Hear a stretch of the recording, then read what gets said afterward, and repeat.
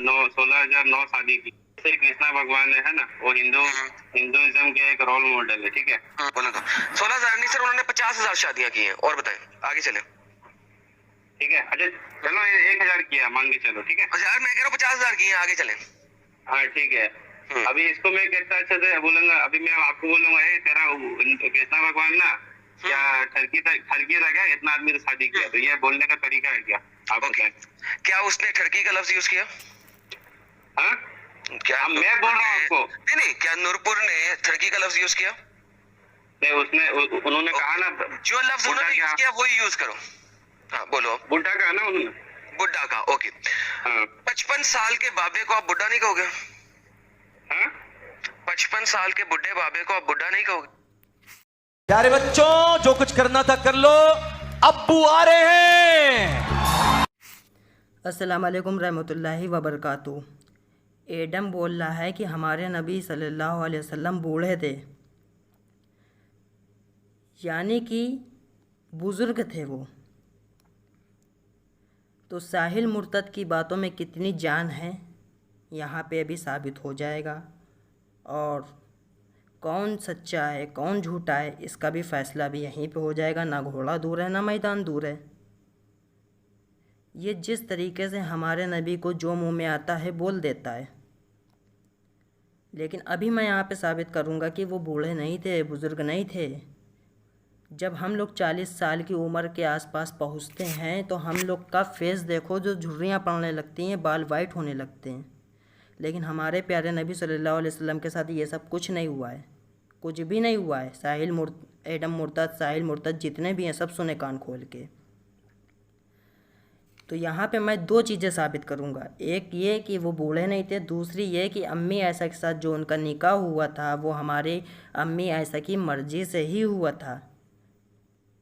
चलिए स्टार्ट करते हैं वीडियो को, और साहिल मुर्तद का और एडम मुर्तद का यहाँ पे जनाजा निकालते हैं।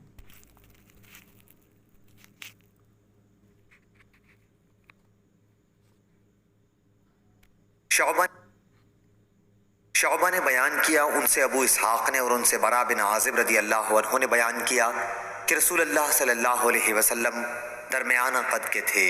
आपका सीना बहुत कुशादा और खुला हुआ था। आपके सर के बाल कानों की लौ तक लटकते रहते थे।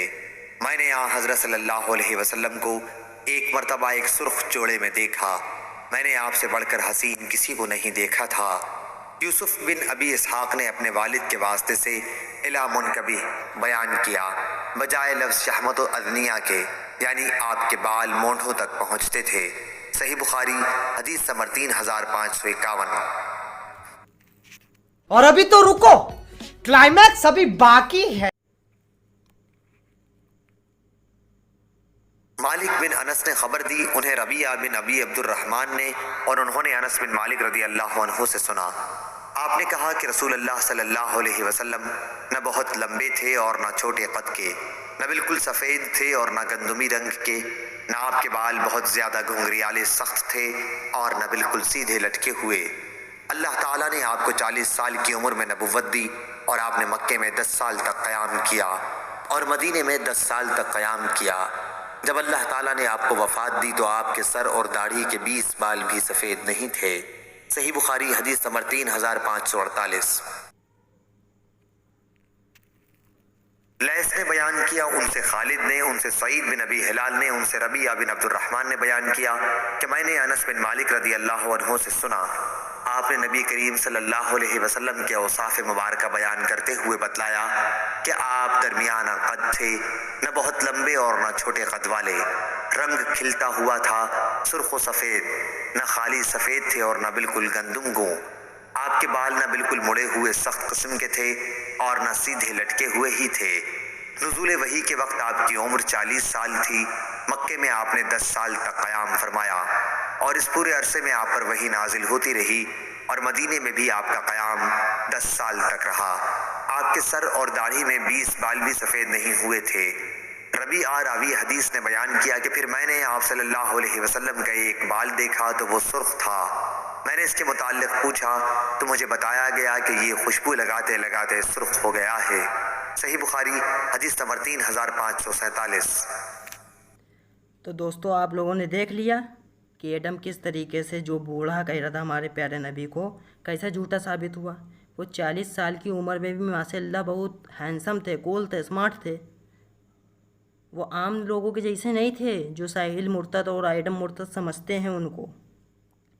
हम लोग जब 40 साल की उम्र होती है तो हम लोग के बाल पकने लगते हैं, चेहरे पर झुर्रियाँ पड़ने लगती हैं, लेकिन उनके साथ ऐसा नहीं था कुछ। वो बहुत स्मार्ट थे, हैंडसम थे, कूल थे। अब तो एडम यहाँ पे जो बुज़ुर्ग का लफ्ज़ इस्तेमाल कर रिश्ता हमारे नबी के लिए, वो तो यहाँ पे झूठा साबित हो गया है। वो यहाँ पे तो झूठा साबित हो रहा है। अब बात करेंगे कि अम्मी आयशा की शादी के बारे में। तो बताता चलूँ कि अम्मी आयशा की शादी जो उनके साथ हुई थी हमारे प्यारे नबी के साथ, तो अम्मी आयशा की इजाज़त से हुई थी। आइए बताते हैं हदीस आपको। राजा जी अपनी शक्तियों का पूरा इस्तेमाल कर रहे हो, लेकिन लौंडा यहाँ नहीं रुक।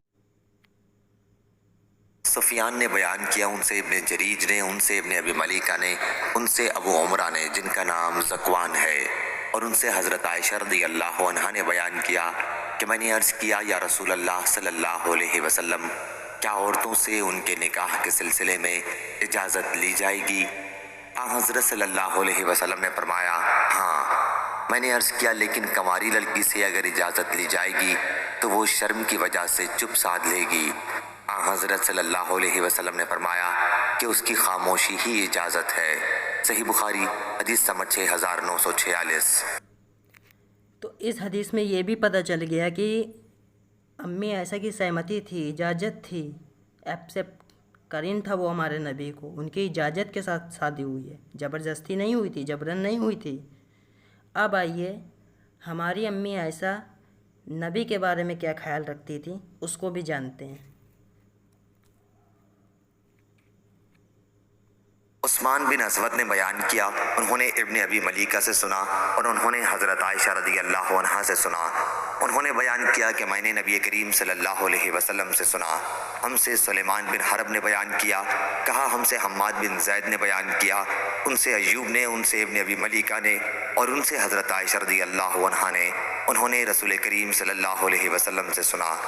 हमसे मसदद ने बयान किया, कहा हमसे याहया ने, उनसे अबू यूनुस हातिम बिन अबी सगीरा ने, उनसे इब्ने अबी मलीका ने, उनसे कासिम ने और उनसे हज़रत आयशा रज़ियल्लाहु अन्हा ने बयान किया कि रसूलुल्लाह सल्लल्लाहु अलैहि वसल्लम ने फरमाया, जिस किसी से भी क़यामत के दिन हिसाब ले लिया गया तो वो हलाक हो जाएगा।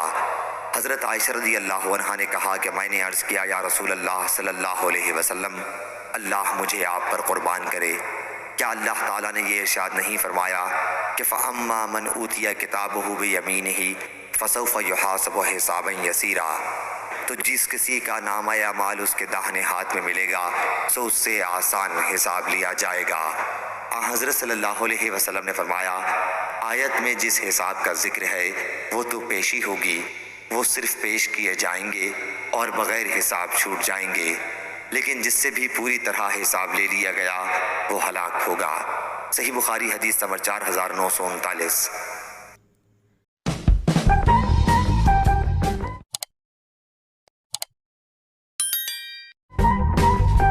तो इस हदीस में भाई लोग ये पता चलता है कि अम्मी आयशा जो थी वो अपने आप को नबी के ऊपर कुर्बान करने को तैयार थी।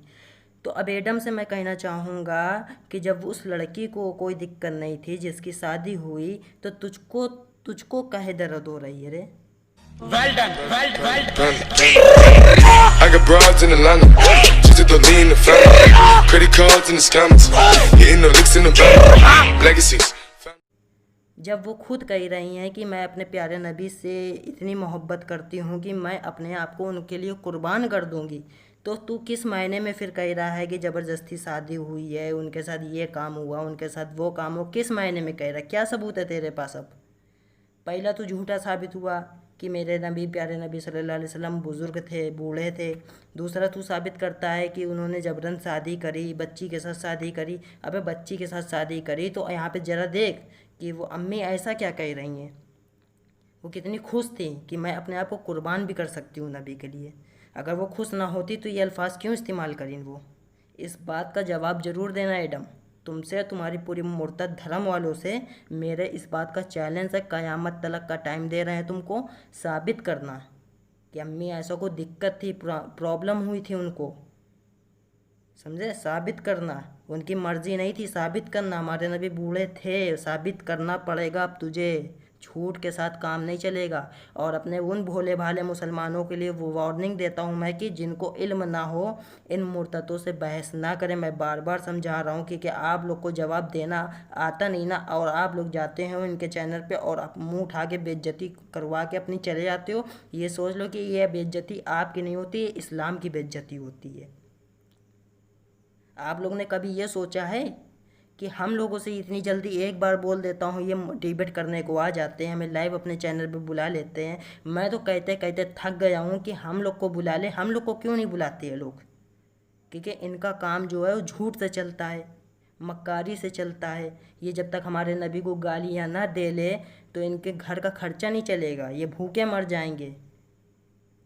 इनको जो इनके पेड़ में जो रोटी जाती है, जो नमक जाता है, वो भी हमारे नबी की भी उसके नामो निशानत से जाता है, उनकी बरकत से जाता है। क्योंकि ये जब तक उनको गाली नहीं देंगे, ये मुर्तद कुछ खा नहीं पाएंगे, इनके पास पैसा ही नहीं होएगा। ये पैसा कमाते हैं हमारे नबी को गालियाँ दे के। इसी तरीके से नेक्स्ट वीडियो में फिर मिलेंगे। जब तक कि आप हमारे साथ बने रहे और इस वीडियो को ज़्यादा से ज़्यादा लाइक शेयर सब्सक्राइब करें। और जैसे ही 1000 सब्सक्राइब हो जाएंगे मेरे, तो उसी टाइम मैं इन मुर्तदों से लाइव टेलीकास्ट करने को तैयार हूँगा। मैं चैलेंज दूंगा, अगर एक्सेप्ट करते हैं तो ठीक है, नहीं तो क्या प्रूफ निकल के सामने आएगा वो आगे आगे आप लोग अब खुद देखेंगे। बस ये है, आप लोग से ये मैं रिक्वेस्ट करता हूँ कि आप हमको सपोर्ट करिए। आप हमको सपोर्ट करेंगे तो आपका भाई आपके लिए लड़ेगा, अपने दीन इस्लाम के लिए लड़ेगा, अपने नबी का दिफा करता रहेगा। चलिए दीजिए इजाज़त। अस्सलाम वालेकुम रहमतुल्लाहि व बरकातहू। फिर नेक्स्ट वीडियो में मुलाकात होगी इंशाअल्लाह।